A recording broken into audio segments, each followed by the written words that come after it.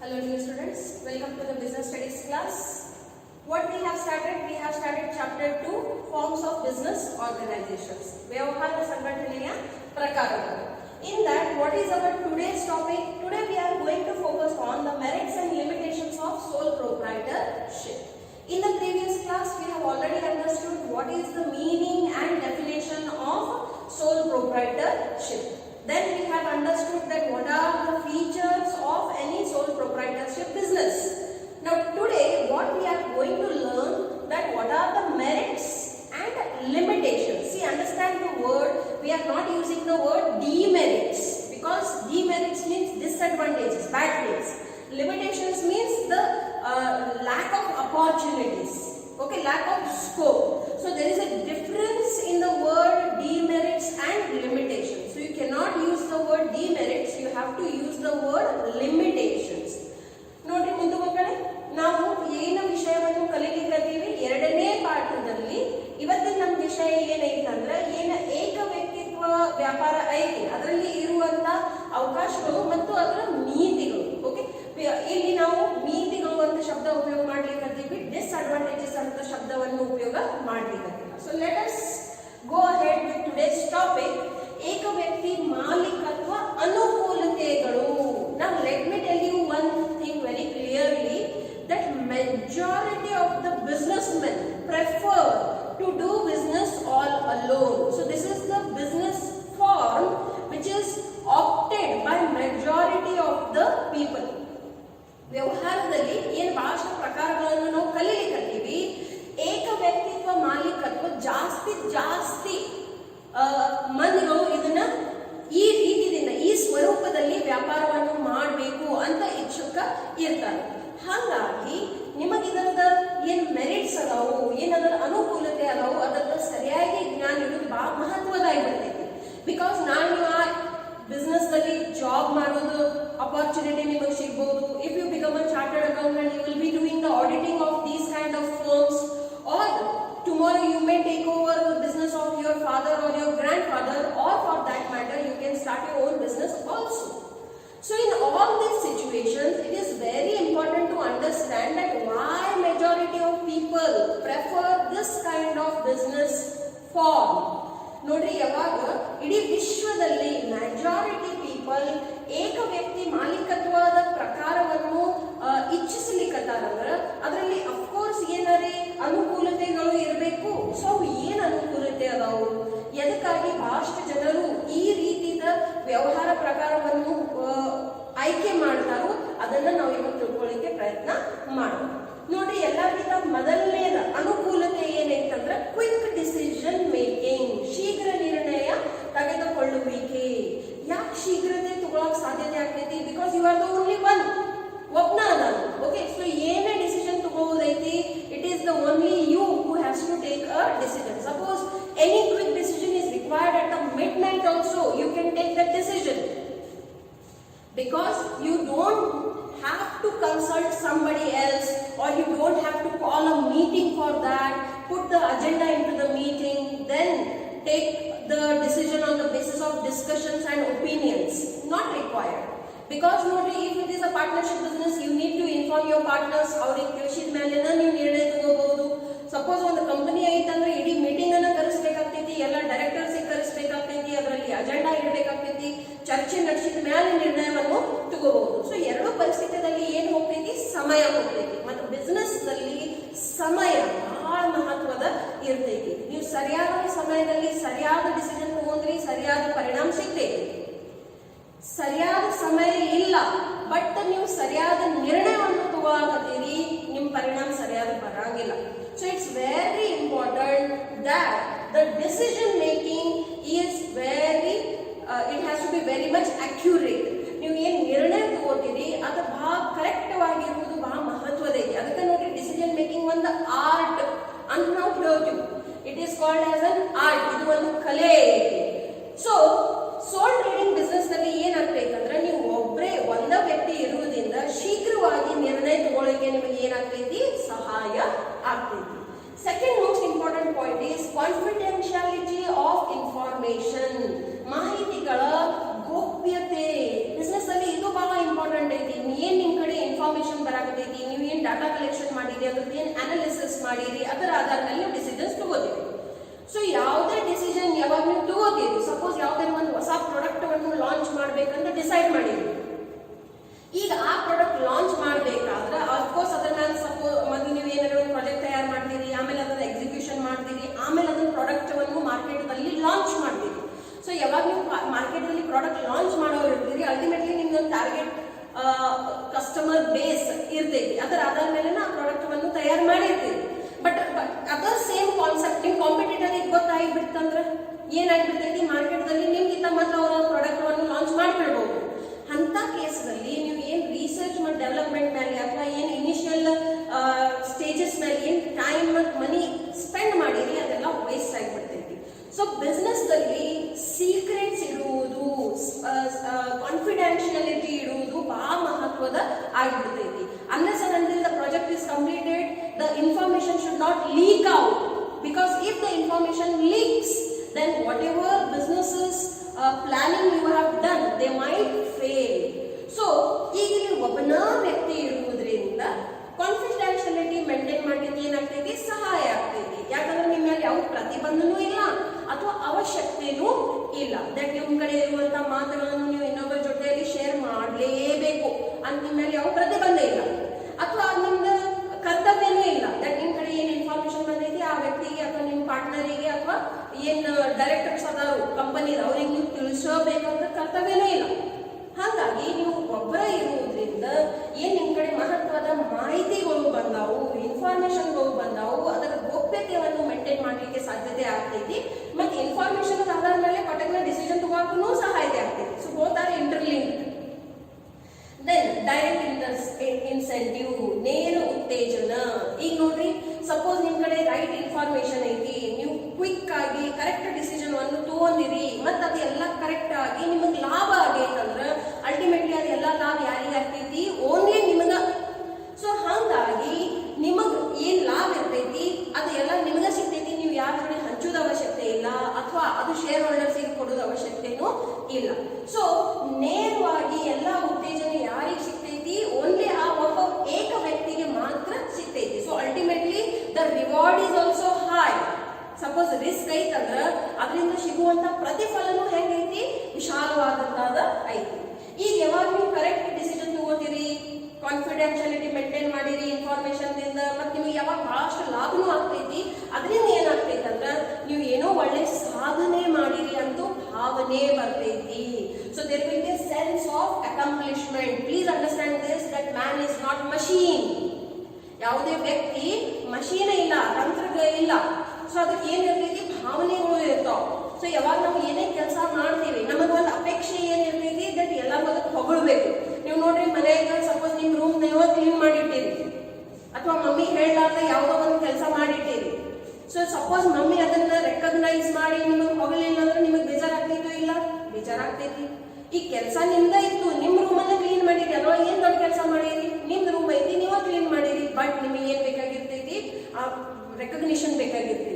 That your mummy should tell you that yes beta you have done a good job today, very good, like that. Okay, so ಎಲ್ಲರಿಗೂ ಏನ್ ಬೇಕಾಗಿರ್ತೈತಿ, ಒಂದು sense of accomplishment ಬೇಕಾಗಿರ್ತೈತಿ. ಹೌದಪ್ಪ, ನಾ ಏನೋ ದೊಡ್ಡ ಸಾಧನೆ ಮಾಡೇನಿ, ನಾ ಚಲೋ ಕೆಲಸ ಮಾಡೇನಿ, I am doing good. So how a businessman will get his sense of accomplishment with the right kind of decisions that he is taking and the profit when he generates. ಯಾವಾಗ ಅವರಿಗೆ ಸಿಕ್ಕಾಪಟ್ಟಿ ಲಾಭ ಆಗ್ತೈತಿ, ಬಿಸ್ನೆಸ್ ವಿಸ್ತಾರ ಆಗ್ತೈತಿ, ಸಮಾಜದಲ್ಲಿ ಅವ್ರದೊಂದು ಹೆಸರು ಆಗ್ತೈತಿ, ಅದ ಅವ್ರಿಗೆ ಏನ್ ತರ್ತೈತಿ, ಒಂದು ಸಂತೃಪ್ತಿ ತರ್ತೈತಿ, ಸಾಧನೆಯ ಭಾವನೆಯನ್ನು ತರ್ತೈತಿ. So therefore this is one major merit.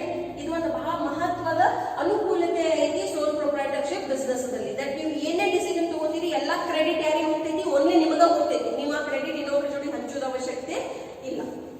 The last point is ease of formation and closure. ಸ್ಥಾಪನೆ ಮತ್ತು ವಿಸರ್ಜನೆಯ ಸುಗಮತೆ. ಈಗ ನೋಡ್ರಿ, ನೀವು ಪಾರ್ಟ್ನರ್ಶಿಪ್ ಬಿಸ್ನೆಸ್ ಮಾಡಬೇಕಾದ್ರ ಪಾರ್ಟ್ನರ್ಶಿಪ್ ಆಕ್ಟ್ 1932 ಪ್ರಕಾರ ಏನೇನು ನಿಮಗ ರೂಲ್ಸ್ ರೆಗ್ಯುಲೇಷನ್ಸ್ ಹೇಳಿರ್ತಾರೋ ಅದನ್ನ ನೀವು ಫಾಲೋ ಮಾಡಬೇಕಾಗ್ತದೆ.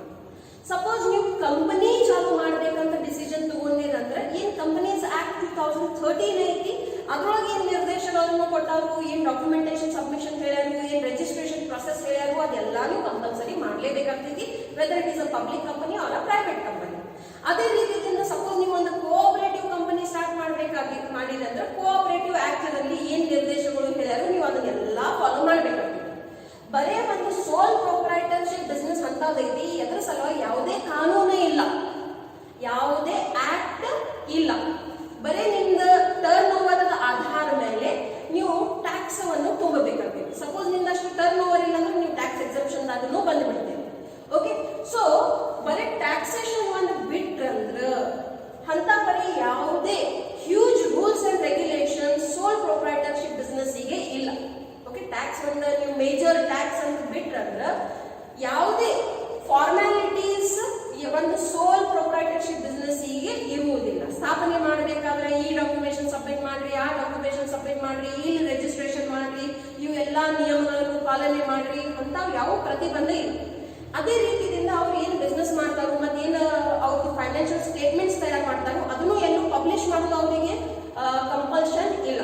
ಕಂಪನೀಸ್ ದಲ್ಲಿ ಇದು ಕಂಪಲ್ಸರಿ ಐತಿ ನೋಡಿ, ದಟ್ ಅವ್ರದ್ದು ಏನು ಬಿಸ್ನೆಸ್ ಆಗಿರ್ತೈತಿ ಅದರ ಆಧಾರ ಮೇಲೆ ಏನು ಫೈನಾನ್ಷಿಯಲ್ ಸ್ಟೇಟ್ಮೆಂಟ್ಸ್ ತಯಾರಾಗ್ತಾವು ಅದು ಎಲ್ಲಾನು ಕಂಪಲ್ಸರಿ ಅವ್ರು ಪಬ್ಲಿಕ್ ಡೊಮೇನ್ ನಲ್ಲಿ ಪಬ್ಲಿಷ್ ಮಾಡಬೇಕು. ಯಾಕಂದ್ರೆ ಅಲ್ಲಿ ಬಹಳಷ್ಟು ಸ್ಟೇಕ್ ಹೋಲ್ಡರ್ಸ್ ಅದ್ರಾಗ ರುಚಿ ಇರ್ತೈತಿ. ಸೊ ಅವ್ರದೇನು ಕ್ಯಾಶ್ ಫ್ಲೋ ಸ್ಟೇಟ್ಮೆಂಟ್ ಇರ್ತೈತಿ, ಟ್ರೇಡಿಂಗ್ ಅಂಡ್ P&L ಅಕೌಂಟ್ ಇರ್ತಾವು, ಮತ್ತೆ ಏನ್ ಬ್ಯಾಲೆನ್ಸ್ ಶೀಟ್ ಇರ್ತೈತಿ, ಅವ್ರು ಕಂಪಲ್ಸರಿ ತಯಾರು ಮಾಡಿ ಅದನ್ನ ಸಬ್ಮಿಟ್ ಮಾಡಬೇಕಾಗ್ತೈತಿ, ಗವರ್ಮೆಂಟಿಗಾಗ್ಲಿ ಅಥವಾ ಬೇರೆ ಸ್ಟೇಕ್ ಹೋಲ್ಡರ್ಸಿಗಾಗಲಿ. ಅಂತ ಯಾವುದೇ ಪ್ರತಿಬಂಧ ಸೋಲ್ ಪ್ರೊಪ್ರೈಟರ್ಶಿಪ್ ಬಿಸ್ನೆಸ್ ದಲ್ಲಿ ಇಲ್ಲ. ನೀವು ಎಂದರೆ ನೋಡಿದ್ರೆ ಯಾವ್ದಾರೆ ಪಾನ್ ಪಟ್ಟಿ ಅಂಗಡಿದವ ಸಿಕ್ಕಾಪಟ್ಟಿ ಪುಸ್ತಕಗಳನ್ನು ಮೇಂಟೈನ್ ಮಾಡಕತ್ತಾರು? ನೋ. ಯಾಕೆ ನೋ? ಅವ್ರಿಗೆ ಅವಶ್ಯಕತೆನೇ ಇಲ್ಲ. There is no rule for them. ಅವರಂತೂ ಎಲ್ಲ ಬುಕ್ಸ್ ಆಫ್ ಅಕೌಂಟ್ಸ್ ಮೇಂಟೈನ್ ಮಾಡೋದು ಅವ್ರಿಗೆ ಅವಶ್ಯಕತೆ ಇಲ್ಲ. ಒಂದು ಸ್ಮಾಲ್ ಬುಕ್ ಅಂಡ್ ಪೆನ್ ನಲ್ಲಿ ಎಲ್ಲ ಒಂದ್ ಕಡೆ ಬಂದಿಟ್ರು ಸಾಕಾಗ್ತೈತೆ ಅವರಿಗೆ. ಹಾಗಾಗಿ ಸೋಲ್ ಪ್ರೊಪ್ರೈಟರ್ಶಿಪ್ ಬಿಸ್ನೆಸ್ ಗೆ ಬಹಳಷ್ಟು ಡಿಮಾಂಡ್ ಇರ್ತೈತಿ. Because there is ease of formation, because there are no such rules and regulations need to be followed. In the same way, suppose the business didn't click, ಯಾವುದೋ ಕಾರಣಕ್ಕೆ business ಬಂದ್ ಆಯಿತು, there are many reasons for a business to be closed, natural, unnatural. Okay, so then the closure is also equally easy. Suppose ನಿಮಗೆ ಅನ್ಸುತ್ತೆ ಈಗ ಅಂಗಡಿ ಬಂದ್ ಮಾಡಿಬಿಡಬೇಕು, ಅದ್ರಾಗ ಇರುವಂತ ಸಾಮಾನ್ಯ ಮಾರ್ಬಿಡ್ರಿ, ಕೀಲಿ ಹಚ್ಬಿಡ್ರಿ, ಲಾಕ್ ಮಾಡ್ಬಿಡ್ರಿ, nobody will question you ನೀವು ಬಿಸ್ನೆಸ್ ಯಾಕೆ ಬಂದ್ ಮಾಡಿದ್ರಿ, ನಿಮ್ಮ ಬಿಸ್ನೆಸ್ ದಿಂದ ನಮಗೆ ಬಹಳ ನುಕ್ಸಾನ ಆಯಿತು, you are liable to pay the penalty to the government. No such regulations will come in case of sole proprietorship business.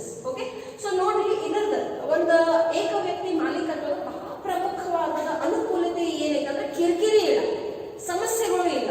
ನಿಮಗೆ ಯಾವುದೇ ಒಂದು ಸಣ್ಣ ಪುಟ್ಟ ಅಥವಾ ನಾರ್ಮಲ್ ಬಿಸ್ನೆಸ್ ಚಾಲು ಮಾಡ್ಬೇಕಂತ ಅನ್ಸೈತಿ, ನೀವು ಆರಾಮ್ಸೆ ಮಾಡಬಹುದು. ನಿಮಗೆ ಯಾವ ನಿಯಮ ಕಾನೂನು ಕಾಯ್ದೆಗಳು ಇಲ್ಲ. ಬಟ್ ಅದು ಕಾನೂನೇ ಲೀಗಲ್ ಬಿಸ್ನೆಸ್ ಇರಬೇಕು, ಇಲ್ಲೀಗಲ್ ಆಕ್ಟಿವಿಟಿ ಇರುವಂತ ಬಿಸ್ನೆಸ್ ಇರಬಾರ್ದು. ಅದೊಂದು ಮಹತ್ವದ ಐತಿ. ಟ್ಯಾಕ್ಸ್ ದಲ್ಲಿನೂ ಸಪೋಸ್ ನೀವು ಟ್ಯಾಕ್ಸ್ ಕ್ಯಾಟಗರಿದಲ್ಲಿ ಕುಂದ್ರಾಕತ್ತೀರ ಅಂದ್ರೆ ಮಾತ್ರ ನಿಮಗೆ ಟ್ಯಾಕ್ಸ್ ಫೈಲೇಷನ್ ಮಾಡಬೇಕಾಗ್ತದೆ. ಸಪೋಸ್ ನಿಮ್ ಬಿಸ್ನೆಸ್ ಟರ್ನ್ ಓವರ್ ಅಷ್ಟು ಇಲ್ಲೇ ಇಲ್ಲ, ನೀವು ಬಹಳ ಪುಟಾಣಿ ಬಿಸ್ನೆಸ್ ಮೆನ್ ಅದಿರಿ, ಯಾವ್ದಾದ್ರು ಒಂದು ಪಾನ್ ಶಾಪ್ ಐತಿ, ಅಥವಾ ಒಂದು ಸಣ್ಣ ಪುಟ್ಟ ಕಿರಾಣ ಅಂಗಡಿ ಐತಿ, ಅಥವಾ ಸಣ್ಣ ಪುಟ್ಟ ಯಾವ್ದಾದ್ರು ಒಂದು ಬೇರೆ ಪ್ರಕಾರದ ಗ್ಯಾರೇಜ್ ಐತಿ, ಅಥವಾ ಏನಾದ್ರು ಒಂದು ಬ್ಯೂಟಿ ಪಾರ್ಲರ್ ಐತಿ, ಏನಾದ್ರು ಇಂಥ ಸಣ್ಣ ಪುಟ್ಟ ಬಿಸ್ನೆಸ್ ಮಾಡಕತ್ತೀರಂದ್ರ ನಿಮಗೆ ಯಾವುದೋ ಫಾರ್ಮೇಶನ್ ಸಲುವಾಗ ಟೆನ್ಷನ್ ತುಂಬೋದು ಅವಶ್ಯಕತೆ ಇಲ್ಲ. ನೋಡ್ರಿ, ಪ್ರತಿ ತಿಂಗಳ ಹೇರ್ ಕಟಿಂಗ್ ಮಾಡ್ಸಕ್ ಹೋಗ್ತೀವಿ ಎಂದರೆ ನೋಡಿರಿ ದಟ್ ಆ ಹೇರ್ ಕಟಿಂಗ್ ನಾವು ಲೈಸೆನ್ಸ್ ತಗೋಬೇಕಾಗ್ತೈತಿ, ಅಥವಾ ಬಹಳಷ್ಟು ರಿಜಿಸ್ಟ್ರೇಷನ್ ಮಾಡಿಸ್ಬೇಕಾಗ್ತೈತಿ, or something like that. Never, wherever he feels right, he will open the shop, he will put the basic requirements that is required, the table, the chair, the mirror and everything whatever is required, and he will start his business. Suppose ಏನಾದ್ರು ಸಮಸ್ಯೆ ಆಯಿತು, bankruptcy ಆಯಿತು, ಅಥವಾ ಏನು barber ಇದ್ದ ಅವನ್ನ ತಿಳ್ಕೊಂಡು ಬಿಟ್ಟ, ಅಥವಾ ಏನೇ ಬೇರೆ ಫ್ಯಾಮಿಲಿ ಪ್ರಾಬ್ಲಮ್ಸ್ ಆಯಿತು, if he wants he can close down his salon shop and he can leave that business.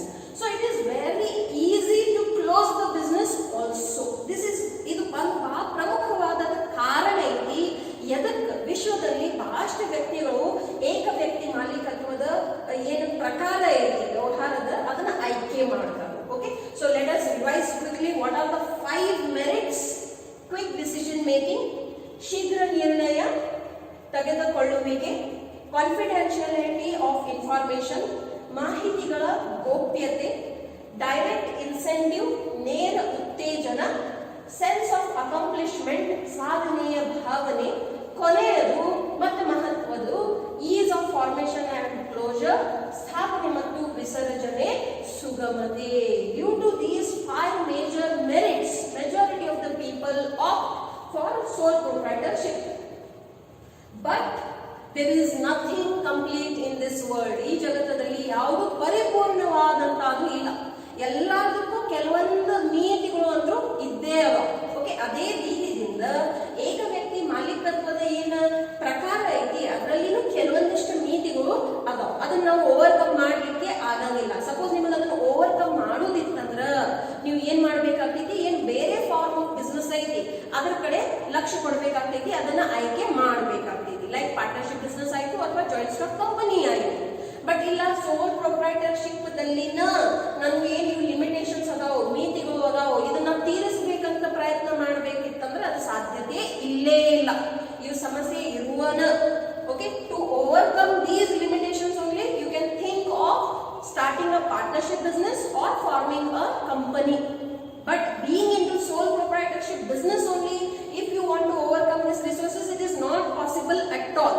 So it's wise to know the limitation. ನೋಡ್ರಿ, ಒಂದು ಶಾನೆ ವ್ಯಕ್ತಿ ಯಾರಿಗೆ ನಾವು ಹೇಳ್ತೀವಿ, ಯಾರಿಗೆ ಬರೀ ಅವರು ಪ್ಲಸ್ ಪಾಯಿಂಟ್ಸ್ ಗೊತ್ತದಾವ ಅಷ್ಟೇ ಅಲ್ಲ, ಯಾರಿಗೆ ಅವರು ನೆಗೆಟಿವ್ ಪಾಯಿಂಟ್ಸ್ ಗೊತ್ತದಾವ.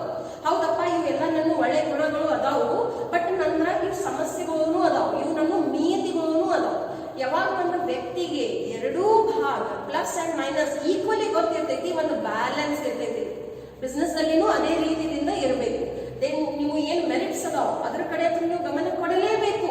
ಅದ್ರ ಜೊತೆಯಲ್ಲಿ ಏನ್ ನಿಮ್ಮ ನೀತಿಗಳು ಅದಾವು ಅದ್ರ ಕಡೆನೂ ಲಕ್ಷ್ಯ ಕೊಟ್ಟರೆ ಅಂದ್ರೆ ಬಿಸ್ನೆಸ್ ಅಲ್ಲಿ ನುಕ್ಸಾನ್ ಆಗಂಗಿಲ್ಲ.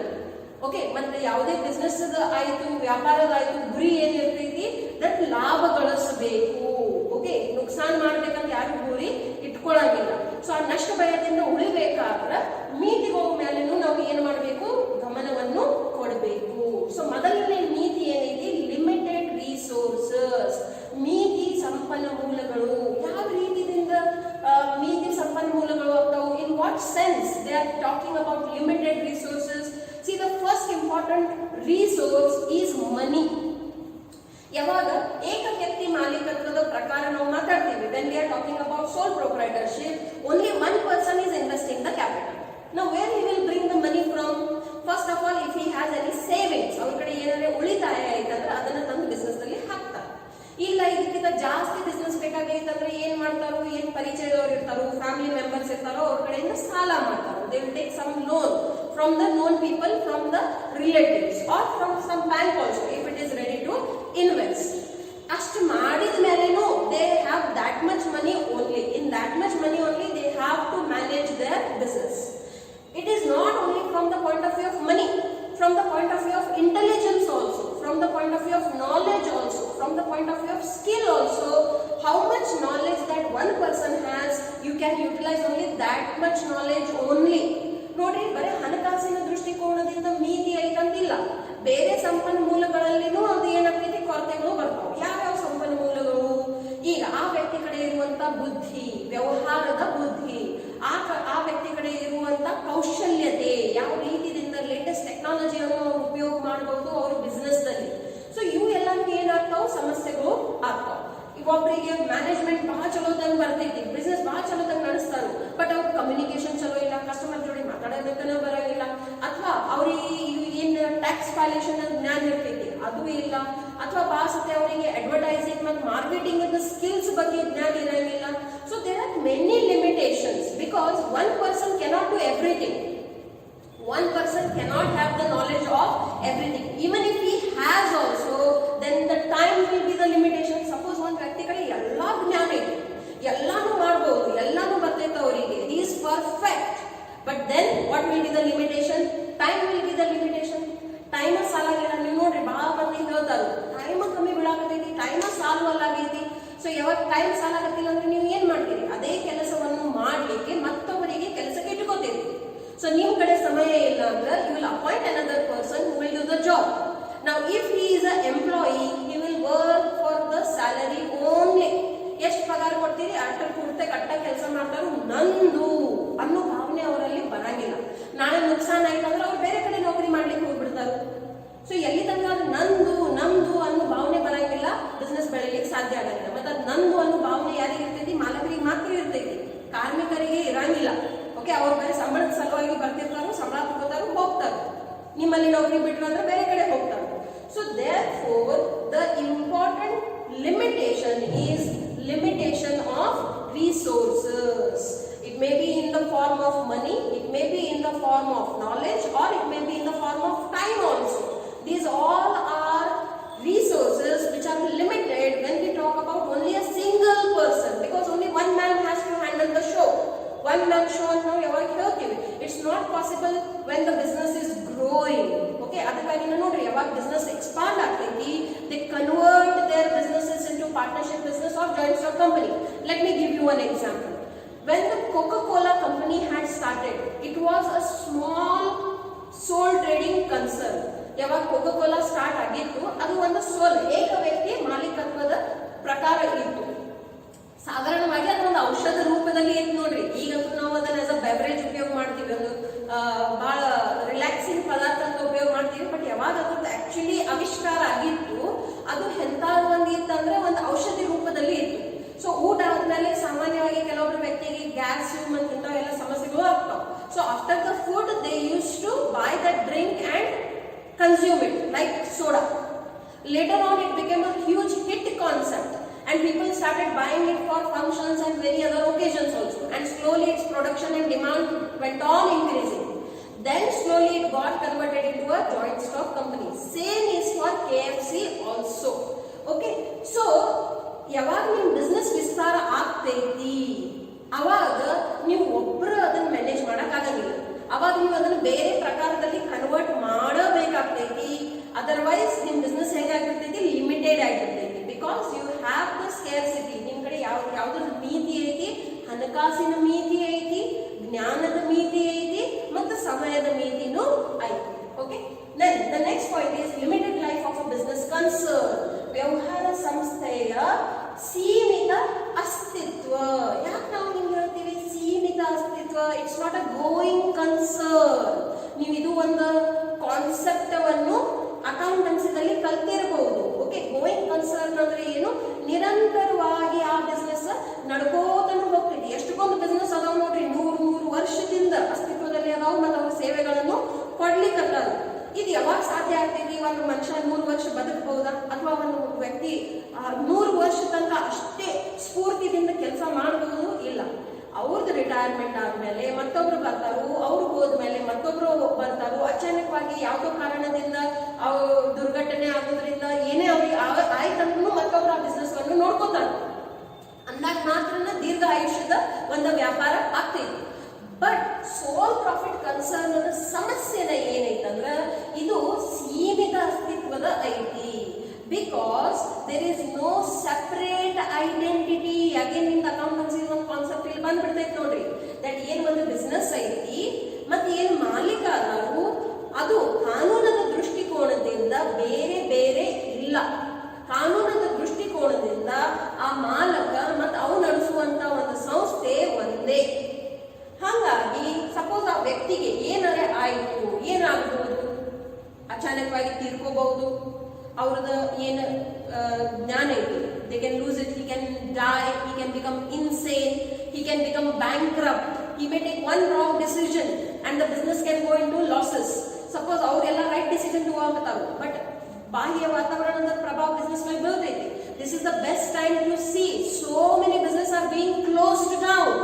ಎಷ್ಟೊಂದು ಬಿಸ್ನೆಸಸ್ ಬಂದ್ ಆಗ್ಲಿಕ್ಕತ್ತಾವ ಕೊರೋನಾ ಕಾರಣದಿಂದ. ಓಕೆ, ಸೊ ಕೊರೋನಾ ಪ್ರಭಾವ ಬಹಳಷ್ಟು ಸಣ್ಣ ಸಣ್ಣ ಬಿಸ್ನೆಸ್ ಮೇಲೆ ಬೀಳಾಕತ್ತೈತಿ ನೋಡ್ರಿ. ಯಾಕಂದ್ರೆ ವ್ಯಾಪಾರನೇ ಇಲ್ಲ. ಸೊ ಯಾವಾಗ ವ್ಯಾಪಾರ ಇಲ್ಲ ಅಂದ್ರೆ ಅವ್ರು ಏನ್ ಮಾಡ್ಬೇಕಾಗ್ತೈತಿ? ಬಿಸ್ನೆಸ್ ಬಂದ್ ಮಾಡ್ಬೇಕಾಗ್ತೈತಿ, ನಡ್ಸಕಂತ್ರು ಆಗಂಗಿಲ್ಲ. So there are many reasons due to which the business concern comes to an end. And this is a major problem into sole proprietorship. ಬೇರೆ ಬಿಸ್ನೆಸ್ ಮೇಲೇನು 100% ಪ್ರಭಾವ ಬಿದ್ದೈತಿ. ಬರೇ ಸೋಲ್ ಪ್ರೊಪ್ರೈಟರ್ ಮೇಲೆ ಬಿದ್ದೈತಿ, ಪಾರ್ಟ್ನರ್ಶಿಪ್ ಮೇಲೆ ಬಿದ್ದಿಲ್ಲ, ಜಾಯಿಂಟ್ ಕಂಪನಿ ಮೇಲೆ ಬಿದ್ದಿಲ್ಲ, ಹಂಗಿಲ್ಲ.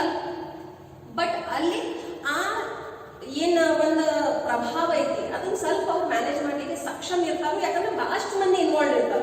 ಹಾಗಾಗಿ ರಿಸ್ಕ್ ಲಾಸ್ ಏನಾಗ್ಬಿಟ್ಟೈತಿ, ಡಿವೈಡ್ ಆಗ್ಬಿಟ್ಟೈತಿ between all of them. But ಇಲ್ಲಿ ಏನೇ ರಿಸ್ಕ್ ಬಂತಂದ್ರೆ ಒಬ್ಬನೇ ವ್ಯಕ್ತಿ ನೋಡ್ಕೋಬೇಕಾಗ್ತೈತಿ, ಅವನ ಮೇಲೆ ಎಲ್ಲ ಭಾರ ಬಿದ್ದು ಬಿಡ್ತೈತಿ.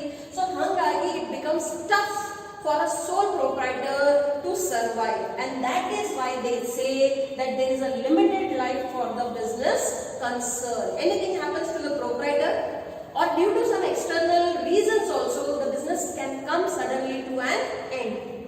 Unlimited liability, as explained already, that there is no difference between the owner and the business, and that's why if the businessman takes any wrong decision, the authorities have the power to occupy his personal property also. ಹಾಗಾಗಿ ಏನಾಗ್ಬಿಡ್ತೈತಿ ನೋಡ್ರಿ, ಅನಿಯಮಿತ ಹೊಣೆಗಾರಿಕೆ ಆಗ್ಬಿಡ್ತೈತಿ. Okay, ಅಂದ್ರೆ ಏನು? Suppose ಒಂದು ವ್ಯಾಪಾರಿ ಯಾವುದೋ ಒಂದು ತಪ್ಪ ನಿರ್ಣಯವನ್ನು ತಗೊಂಡ್ಬಿಡ್ತಾನೋ, ಆಗ್ಬಿಡ್ತೈತಿ. ಮನುಷ್ಯರದಾರು ಕೆಲವೊಂದ್ಸತಿ ತಪ್ಪ ನಿರ್ಣಯನೂ ಆಗಿಬಿಡ್ತೈತಿ. ಏನೋ ಒಂದು ಅಂದಾಜು ಹಾಕಿರ್ತಾರೋ ಅದ್ರ ತಕ್ಕಂಗೆ ನಡೆಯಂಗಿಲ್ಲ, ಮತ್ತೆ ಏನು ಎಕ್ಸ್ಪೆಕ್ಟೇಷನ್ ಇರ್ತೈತಿ ಲಾಭದ ಅದ್ರ ತಕ್ಕಂಗ ಆಗಿರಂಗಿಲ್ಲ, ಬಟ್ ಅದ್ರ ತಕ್ಕಂಗ ಬಹಳಷ್ಟು ಸಾಲ ಮಾಡಿಬಿಟ್ಟಿರ್ತಾರು, ಕೆಲವೊಂದ್ಸತಿ ಆಗ್ಬಿಡ್ತೈತಿ.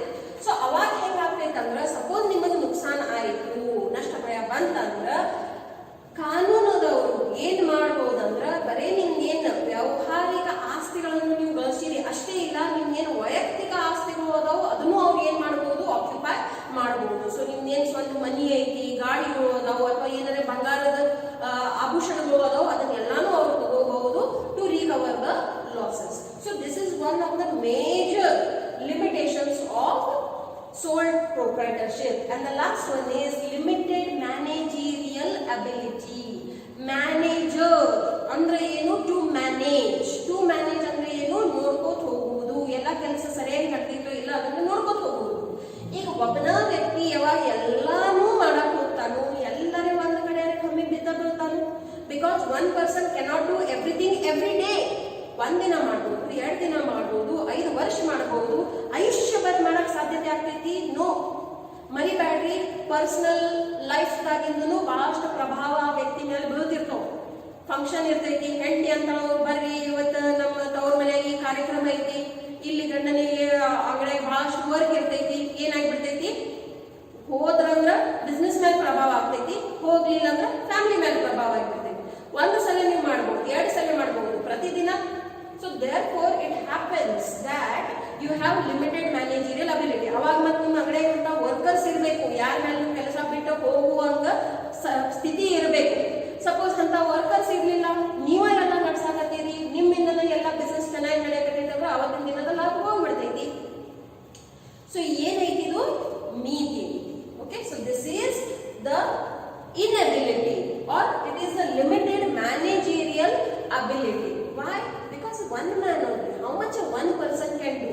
So ultimately that will lead to reduction or it will stop from expanding of the business. Why? One man cannot do everything, he has his own limitations. So ಮಿತಿ ನಿರ್ವಹಣ ಸಾಮರ್ಥ್ಯ. ಓಕೆ, ಒಬ್ಬನ ವ್ಯಕ್ತಿ ಎಲ್ಲ ಮಾಡ್ಲಿಕ್ಕೆ ಆಗಂಗಿಲ್ಲ, ಅವನ ಮೇಲೆ ಫ್ಯಾಮಿಲಿ ರೆಸ್ಪಾನ್ಸಿಬಿಲಿಟೀಸ್ ಇರ್ತಾವೆ, ಸೋಷಿಯಲ್ ಡ್ಯೂಟೀಸ್ ಇರ್ತಾವೆ, ಬಿಸ್ನೆಸ್ ರೆಸ್ಪಾನ್ಸಿಬಿಲಿಟೀಸ್ ಇರ್ತಾವೆ. ಸೊ ಅದರಿಂದ ಏನಾಗ್ತೈತಿ, ಅವರಿಗೆ ವ್ಯಾಪಾರದ ವಿಸ್ತಾರ ಮಾಡಲಿಕ್ಕೆ ಸಾಧ್ಯತೆ ಆಗಂಗಿಲ್ಲ. So this is again one of the limitations. Let us revise what are the 4 limitations. Limited resources, ಮಿತಿ ಸಂಪನ್ಮೂಲಗಳು, limited life of a business concern, ವ್ಯವಹಾರ ಸಂಸ್ಥೆಯ ಸೀಮಿತ ಅಸ್ತಿತ್ವ, ಅನ್ಲಿಮಿಟೆಡ್ ಲಯಬಿಲಿಟಿ, ಅನಿಯಮಿತ ಹೊಣೆಗಾರಿಕೆ, and the last one is limited managerial ability, ಮಿತಿ ನಿರ್ವಹಣೆ ಸಾಮರ್ಥ್ಯ. Okay, so with this we have come to the end of sole proprietorship. I hope all of you are understanding my classes. If any feedback, kindly feel free to call or message me on this number. Thank you.